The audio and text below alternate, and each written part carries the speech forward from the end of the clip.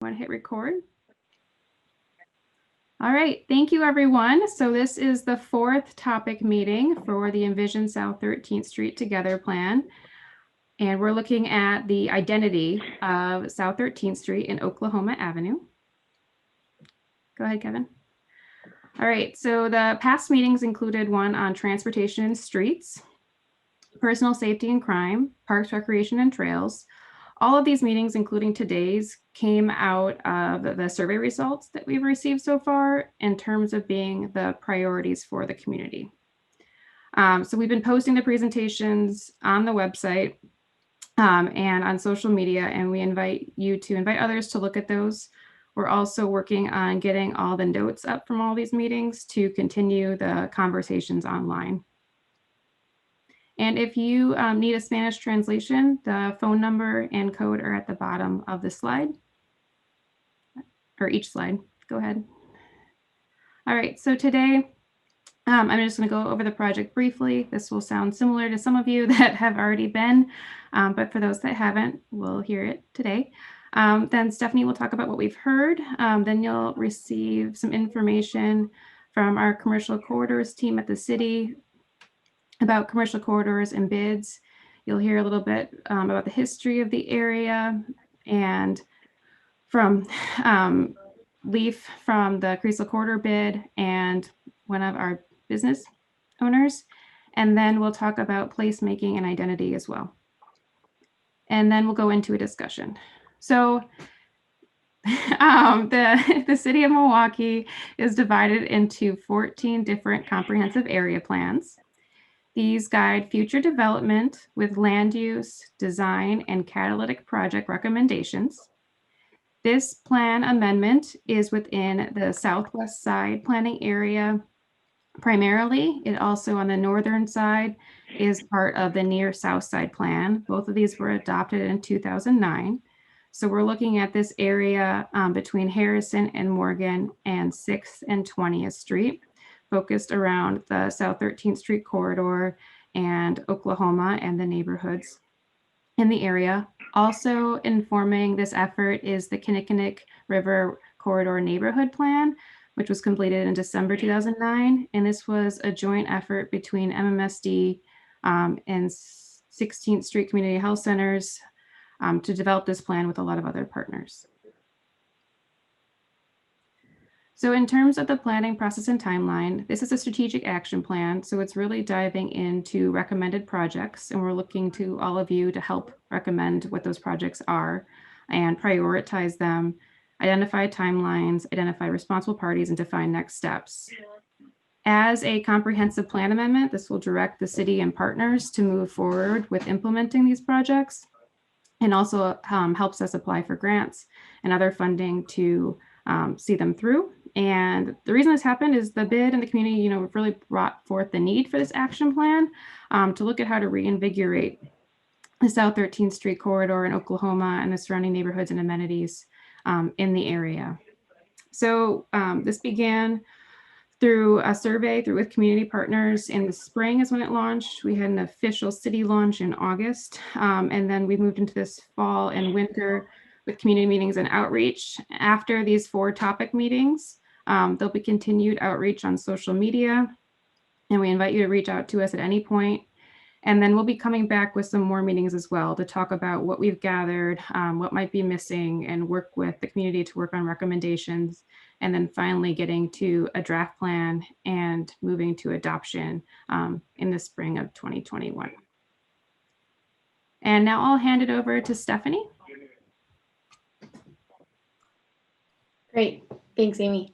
Hi, everyone. My name is Stephanie Mercado, and I work for 16th Street Community Health Centers within the Department of Environmental Health.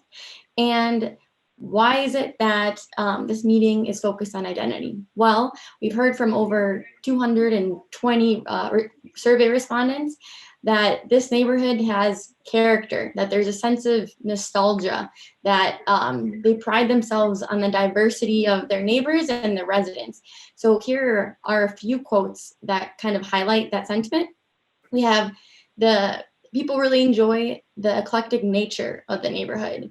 They like the ethnic, age, and economic diversity. They believe that it has great businesses that represent its communities, and in general, it's a very diverse area with a sense of community. Next slide.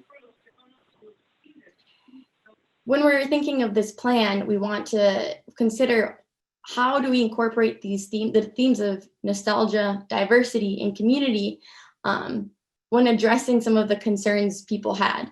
So how do we incorporate it into improving the appearance of buildings and signage, which 35% of the respondents thought was something that we should be focused on. 27% thought there should be more places to eat and along the corridor and its surrounding neighborhoods. And 14% thought there should be more special events or promotions. All opportunities for us to incorporate nostalgia, diversity, and the sense of community. Next slide. When asked, what do people want to see in the neighborhood? Through these lenses, people seem to hope that the neighborhood is able to support itself by being active in this area. They would like this area to be much more bike friendly and feel safer. And they would like to see some planters outside of businesses since there's no grass, or not a lot of it at least. So basically, we're trying to figure out how we approach placemaking along the corridor. And today we'll be learning a little more about it and what we can do to create places along the corridor and its surrounding neighborhoods.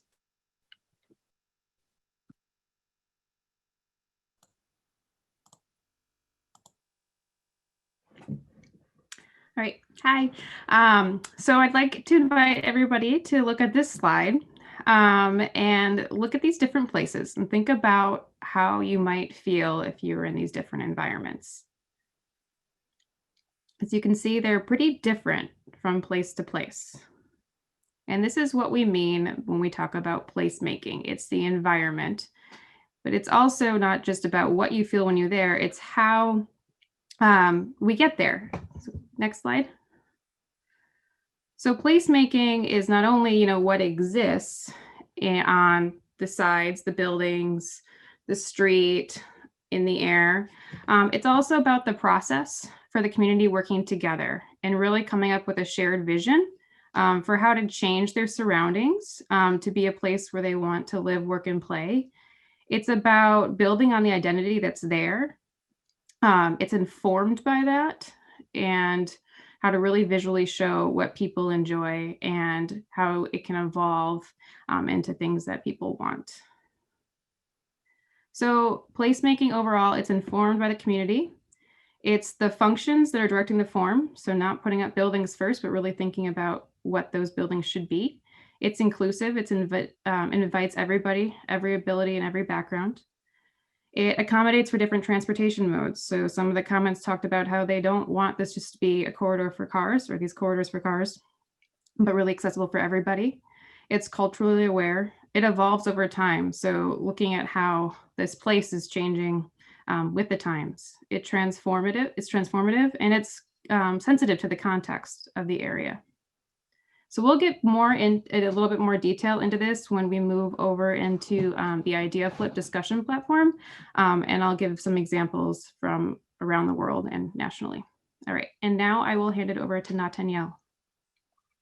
All right, well, good evening. Buenas noches a todos. Natanael Martinez with the Department of City Development's Commercial Corridor team. So ask the question, what are commercial corridors and why are they so important to Department of City Development? Well, general sense of what we're talking about with the commercial corridor is an area where you have a node or a cluster of mixed use properties as well as commercial properties. And what's great about these is you have a lot of opportunities for small businesses, for job creation, but really what we see these as are windows to the neighborhood. As you go through these corridors, which are typically the way that you're getting from one neighborhood to the other, you can see what kinds of services and what kinds of products are being catered to in each neighborhood.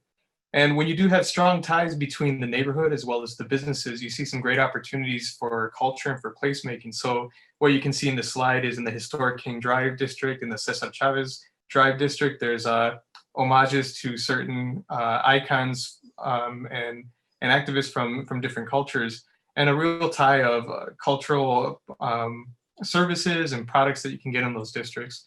And then in the bottom, you see some pictures of my son trick-or-treating on Downer Avenue. and in Silver City. So you have some great opportunities as well for events where businesses and neighbors can get together, can get to know one another, and just provide these great experiences that hopefully bring people back to the corridors time and time again. So next slide, please. So what are some of the tools that we have to assist our commercial corridors, our small businesses? One of them is business improvement districts. So the city serves as a liaison and monitoring agency for what's called a business improvement district. And that's an area where property owners get together and agree to assess themselves and combine those funds to enhance the district with things that are going to make it more hospitable to businesses and more welcoming to visitors and customers. Now that's overseen by our department, but also each board has its own autonomous, each BID has its own autonomous board of directors that's made up with a majority by state statute of property owners, as well as businesses in the district. And remaining seats can continue to go to board members that are either property owners or business owners or members of the public, as long as they're City of Milwaukee residents that have a knowledge of the area and can assist in efforts to move those districts forward and make them more hospitable for businesses. Next slide, please. So typically what they're going to invest in is assistance to businesses, workshops. Graffiti abatement is another great way that they keep areas looking clean and avoid nuisance activity. Some of them invest in security, as well as supplement the city services with additional cleanups and streetscaping. And as you saw earlier, marketing events are other things that they can invest in as well. There's also a great story, which I hope Leif will get into, and the branding of the Crisol Corridor, how you go from South 13th Street, which if people hear that, they don't really think of much, to Crisol Corridor, which, as you understand the meaning behind that, really gives you a sense of what you can expect in the district. So those are some of the great services that businesses get through the business improvement districts. So lastly, some of the other resources that the Department of City Development offers are programs to assist small business owners as well as commercial property owners to enhance their buildings, their commercial storefronts, so that it drives more people to their business as well as enhances the corridor and makes it a more active, a more inviting streetscape. So these are just a couple of examples that have occurred in the last 4 to 5 years, just to show that there is a lot of investment taking place. New businesses and businesses that have been here are definitely seeing an energy, there's a growth and an opportunity to continue to invest. So this is a small one, but a great example of how some small changes can really enhance the look of a corridor and really kind of signal people passing through that it's a very active area. Next one. So this was a simple one of just how you can clean up the signage, and it makes a big difference on how the building can look. This one is off of Oklahoma Avenue, but it's a great example of new investment. There used to be the cobbler shop, and unfortunately nobody was willing to buy that business, but you had somebody willing to buy the building and invest in some significant facade enhancements. So as you drive by at night, there's more visibility. It's a very active barber shop, another great enhancement to South Oklahoma Avenue. And then this is one of my favorites. This used to be the Great Escape Bar. The taco truck that was parked right across the street basically invested over $250,000 in enhancing this from what used to be a bar that didn't really see much activity to a full-blown Mexican restaurant with some great patio enhancements that really activate the public realm. So really excited for that, and hopefully, as things hopefully clear up, you'll see that active patio that's really going to enhance the corridor as well. But just a great overall project that has really grown this building and made the corridor much more active. And then lastly, we have what used to be a city-owned property. The city took it over through tax foreclosure, and a developer improved the building, invested well over $200,000 into remodeling this building, really opened it up to the street front and brought a new tea shop and tea manufacturer to the neighborhood known as Herbal Tea. So a really exciting addition to the district, but also the fact that this city-owned property went so fast really shows that this is an area that can attract investment and can attract some exciting businesses. So if there's any questions about bids, about city grants, I'll be on the call later on if anybody has those. But just would like to thank everybody for their participation in this event tonight.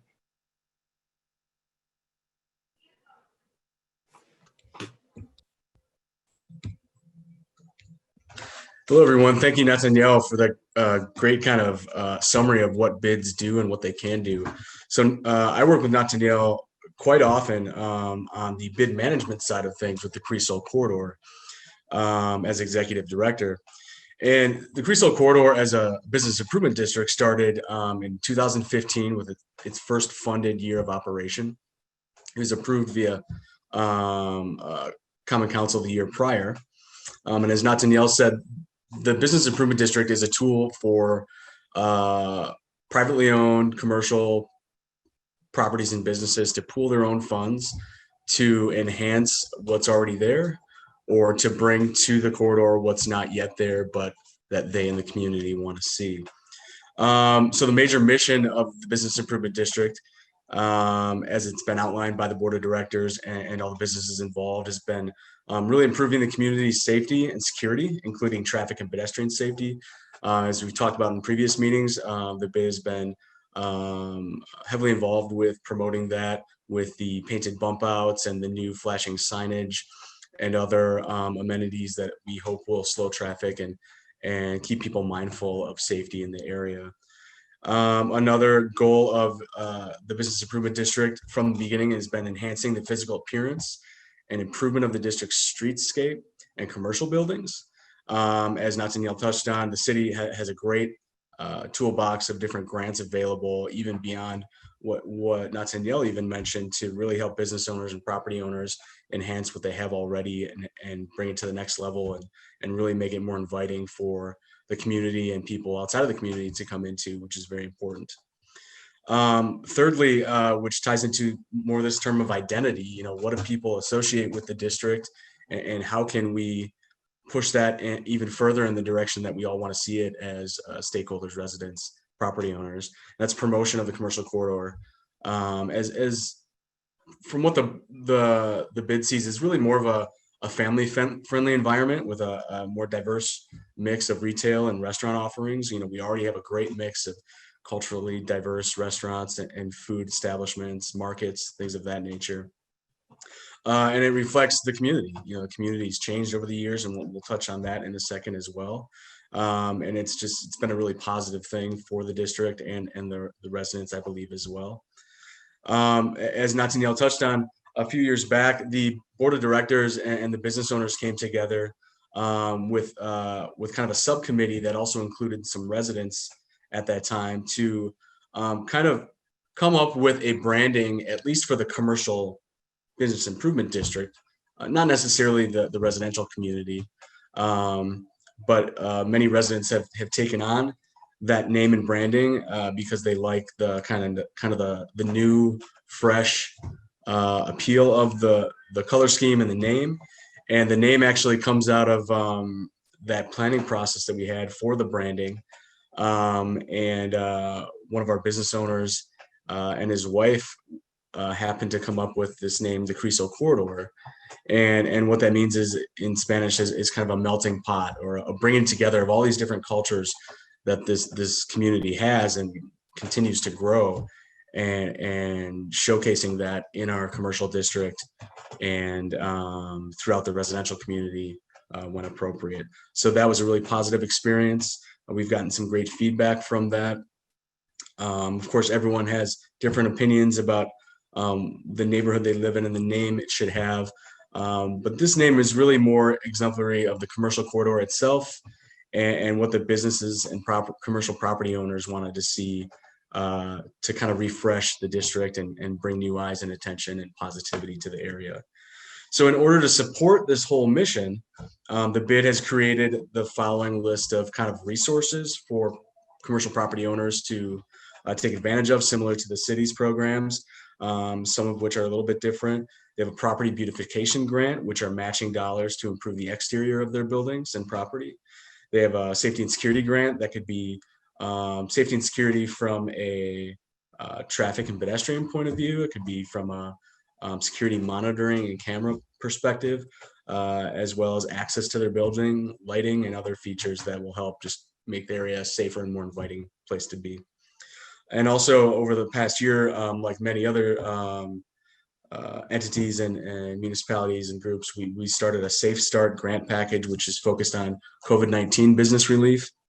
Won't go into a lot of detail there, but that provides no additional cost PPE resources to business and property owners, grant dollars for marketing and promotion of their business in these difficult times, and grant dollars to assist with property and facility improvements post-COVID to kind of make it more accessible and safe and welcoming to customers that want to come to the establishment. Next slide.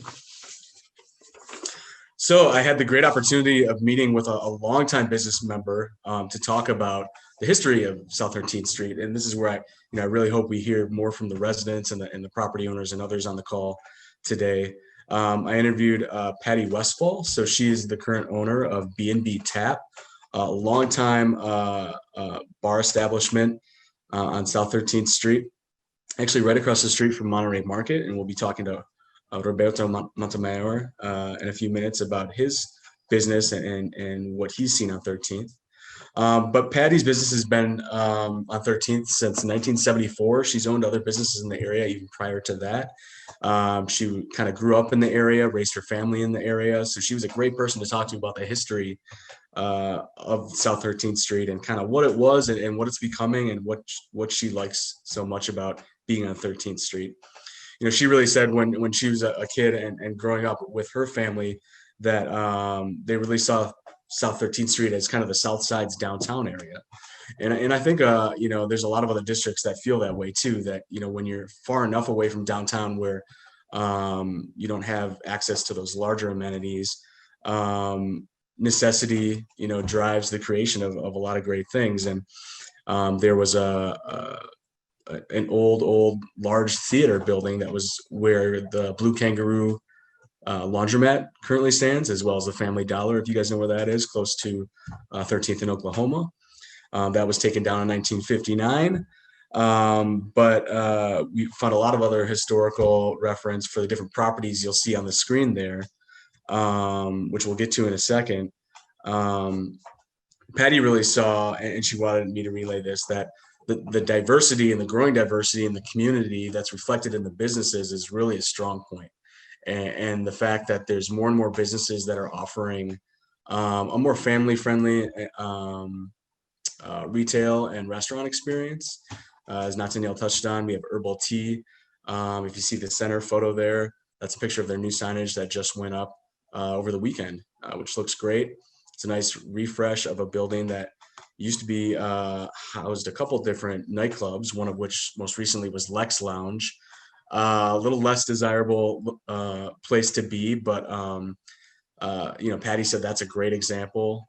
In addition to some of these other ones we'll talk about, of businesses that changed from something they used to be, and some were really positive and some were negative, and changed to something positive. Let's see, this is a picture of Patty up here in the corner with her dog Lola, who is very cute. I had an opportunity to pet the dog, so that was fun. Another thing Patty brought up that I do want to mention, and we've heard from other people in some of these other meetings, was the need for off-street parking. We know from a bid perspective and from a planning perspective, there's not an incredible amount of locations that you could do off-street parking on South 13th Street. But the fact that everyone keeps bringing that up is a sign that it's definitely something we should look at. And we're excited to hear more about that from everyone on the call and see if there's a need from others. So up in the top left of the building photos is currently the One Stop. It's an apparel store. You've probably seen a number of them around the city. Used to be the old Tadish Furniture Store, which is a locally owned high-end furniture store from way back in the day. I don't have a date on that, but you know, Patty and her family and many others I talked to, that's where they purchased their furniture. It was all locally sourced and made, and what people call now as artisanal and local craft made was just how things were back in the day. So we're coming full circle, I think, for what the community wants and what the general public wants to see in their neighborhood stores, which is great. We have Tom's Video next door to Patty's Bar, B&B Tap. It's adult video store, so you know it has a certain amount of you know, stereotypes associated with it. But it's been one of the really solidly run businesses on the corridor. There's never been an issue there. It's always very clean. And they've always been very well managed, which is great. And Patty and Robert after me, as anyone can say that's in commercial business, it's all about management of a lot of these buildings. And we're fortunate that we have a lot of great property owners and business management teams that keep these businesses running and for the most part without a lot of major issues. Of course, there are some that do have some issues that we'll hopefully be addressing. The Bob E. Lanes, which you guys are probably familiar with that sign if you're from the neighborhood, in the upper right-hand corner, has been an 8-lane bowling alley since 1913, which is incredible. Prior to Bobby Lanes, it was, I believe, 2 or 3 other names under different ownership. They still operate. It's league only now, so they're only open a certain amount of days a week. But that's definitely an amenity in the area, and it's been there forever. The second from the left, which is currently around us, great Mexican food restaurant, used to be called Cunningham's, which was a diner. It's a very small location. And then Eggs and Stuff. Love the name Eggs and Stuff from some of the residents, some of which may be on here soon. They brought up Eggs and Stuff as kind of that great local breakfast spot. That's another thing that residents have been bringing up as additions to the restaurant offerings along the corridor. So it's exciting to hear the past and see that again to come full circle. The green building to the right of the herbal tea picture there. Currently, I don't know what's in there right now. I believe it's vacant, but it used to be former George Webb's. So we did have more restaurant offerings, and we did have some more breakfast offerings in the past. And we hope to see more of those in the future, and hope to hear from everyone on the call and elsewhere what you guys would like to see. I would like to now hand it over to Robert Montemayor. He is the bid board president of the Crisol Corridor Business Improvement District and owner of Monterrey Market.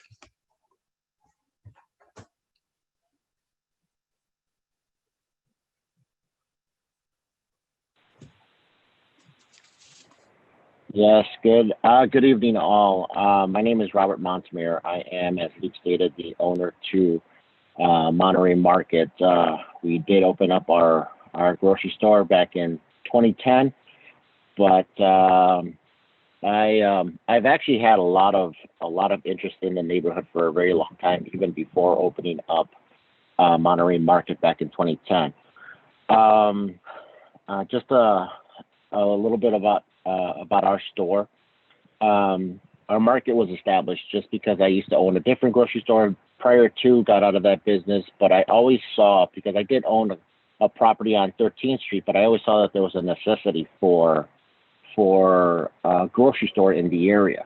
And when you talked about 13th in Oklahoma, the honest God truth was there's nothing. You had to go to the Pick and Save all the way on Holt, or you had to go off on 27th Street somewhere. And there was a big need, and I did see that there was a huge need from the community, because everybody either had to they had to either get in their cars and drive to a grocery store. And I went in there and really saw the need for that. So that's where my wife and I kind of got together with a friend of ours, and a lot of the residents and other business owners will know the building that we are in used to be the old T&M True Value hardware store. So, and they were around for, I would say, anywhere between 25 and 30 years. They were around for a very long time, but I became very good friends with the owner, and he just got to a point where he said that he wanted to retire, and that's where we had everything kind of clicked together back in 2008, and got the opportunity to open up that location as a grocery store. And with our market, that's one thing that my wife and I were very, very adamant about, is that we needed to provide a grocery store facility, a grocery store in that neighborhood that could provide a place for all the residents to go shopping, and also provide some jobs in the neighborhood. And I found that to be very, very important. And what was great about with the neighborhood is that the diversity the diversity there, we knew that there we would have a lot of Hispanic, a lot of American, a lot of Asian or Middle Eastern. I mean, it was just across the board where we had multiple cultures, and we wanted to really create something that and establish something in the neighborhood that would really enhance what would be good for the area. What I see a lot with regards to the area, and we've been there now for 10 years, over 10 years, but I know that moving forward that we do have a very, very unique and phenomenal mix of very family-friendly businesses in the area, and that are offering, you know, all kinds of things from what we're very excited with the tea shop with herbal tea, to also Atari Foods. That is, you know, everybody says, hey, he's another grocery store, he's in competition. No, not at all, because I know that I will get people that go into his store looking for Middle Eastern items that I don't have, but I know that those same people can come to my store and vice versa. So it's actually an enhancement. It's something that I find to be very unique, because that's what creates the opportunity within the street itself, you know. And with Patty, with her building and her small bar that she's had there for years, to the daycare, to the clothes shop. And Leif, you mentioned on Tadish Furniture. I remember actually going there myself, gosh, I want to say 20 years ago, and buying a set of Amish furniture, because they had some incredible furniture there. It was very, very, and we still actually have that same 20 years later. It's like brand new, but an incredible business that was there. But what I've also appreciated is the fact that all these other business owners and residents have come together and really provide an incredible atmosphere, I would say, on 13th in Oklahoma. I mean, we've gone in there where we've done different cleaning drives where we go around the neighborhood and cleaning, and just the uniqueness of everybody all together, and we all chip in one way or another to really create that sense of community within the area itself. One thing that we're very excited about, and me as my wife and I, and as the grocery store, I mean, we've been very, it's been a very unique, because we're close to everything. We're just literally 5 minutes away from downtown, literally 3 or 4 minutes away from the airport, Lake Michigan.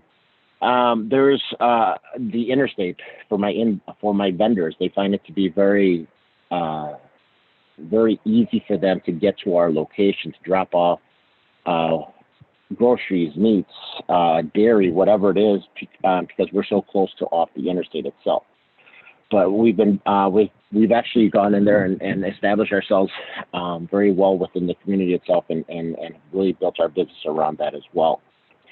I feel that within 13th and the 13th in Oklahoma, and then the corridor within that area has a lot of uniqueness, where I feel that there's a lot of opportunity for even additional businesses to come through. And I know that everybody has gone out and said with the off-street parking and so on and so forth, but those are serious things that we have to look at. But again, I think it's a phenomenal area where I feel that we could go in there and really bring in some additional businesses that would really have an incredible, I say they would build an incredible business just being in that area itself. But there's, again, if there is anyone that has some additional questions for me, I'd be more than happy to answer them.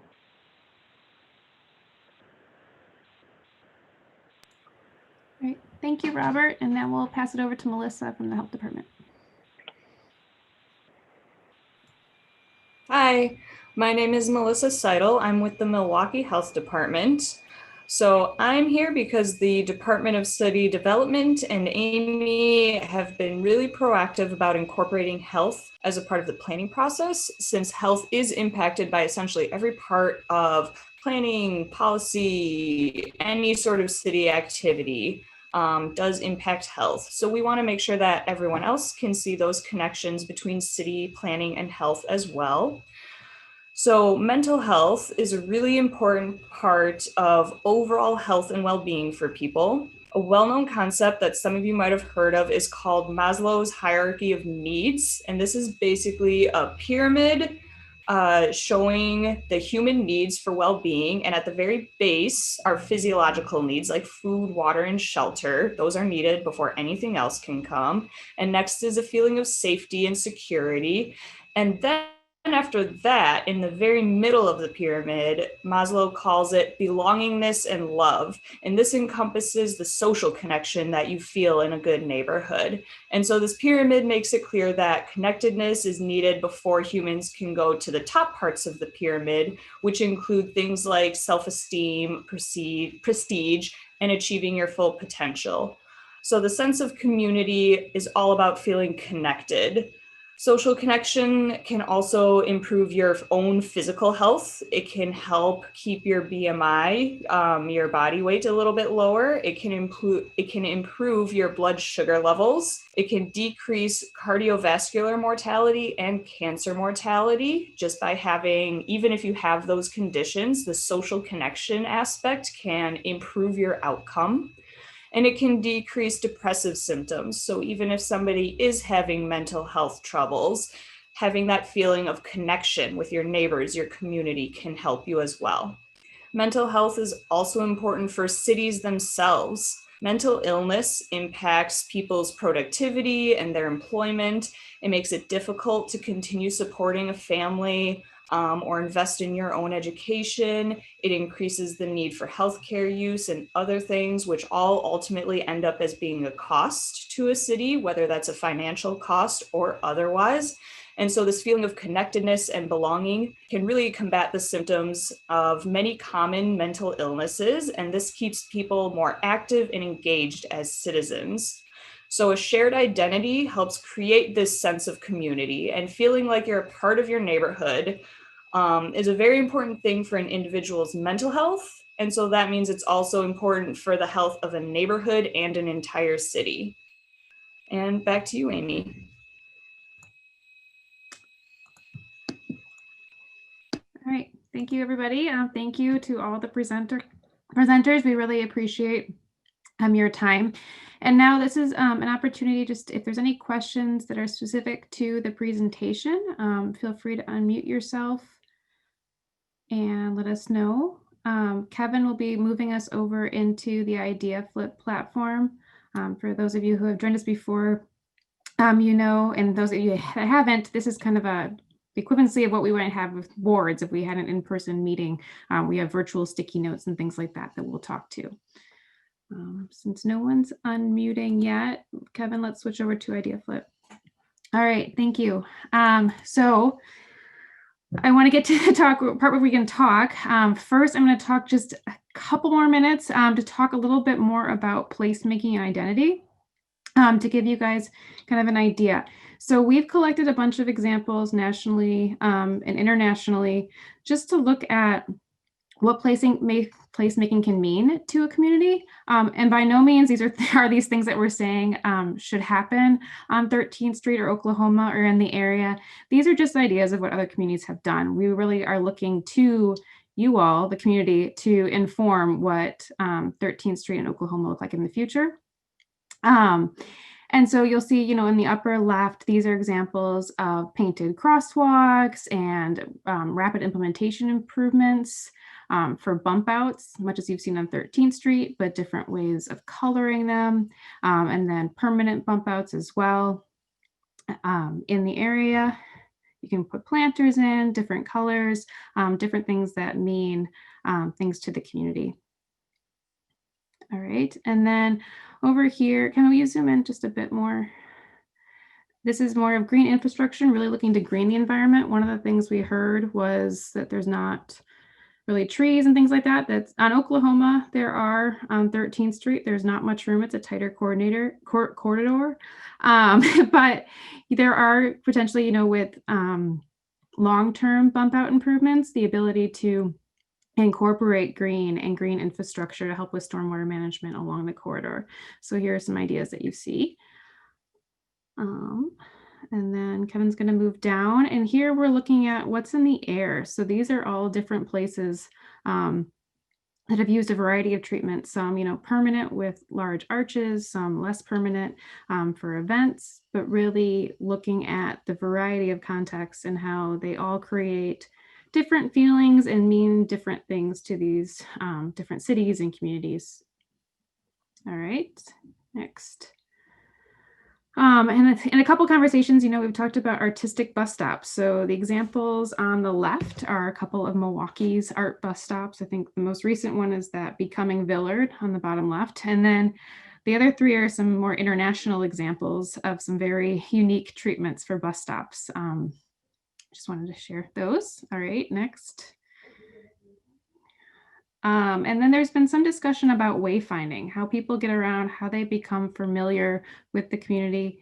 There's tribute in one of these, to the historic. There's the ability to build wayfinding vertical, but also looking at the sidewalk and how to put things in the ground. This can be temporary, permanent, that sort of thing. All right, all of this creating a sense of place or identity. And then the next one we're looking at is lighting. And I know lighting has come up from a safety standpoint. And lighting can also be used really to create a sense of space. It can be used as part of wayfinding or to really create an environment. It can be used as part of sidewalk cafes as well. All right, next. All right, and then we've also heard, the importance of building community, the need and desire to bring back some events. There used to be, I think it was 13th Street Days, and a desire to build community and have these events, and they can be larger scale. So you see that same corridor with a bunch of lights, but a sidewalk event that's in Denver, and then a couple farmers markets on closed parking lots or corridors, some street activities. The one in the upper right is a market in Chicago, and really looking at how also kids can interact with the street and be part of that. There's a lot of desire that we've heard for things to be family friendly. And again, this could be temporary or more permanent things to facilitate these kind of uses. Next, we look at some sidewalk cafe examples. The one on the upper right is in West Dallas, and then we've got some, international examples as well in terms of how getting people on the street and able to engage with the street in these sidewalk cafes can really help activate the environment, and that also helps improve safety and creates a sense of community. All right. And then last, we'll look at some art, so sculptures, murals, looking at painted sidewalk, thinking about how kids and adults can jump around on painted sidewalks and create their own things, really can add a lot of beauty to an area. And there's already, a lot of work already being done in this community to add art and add murals and create a sense of place that way.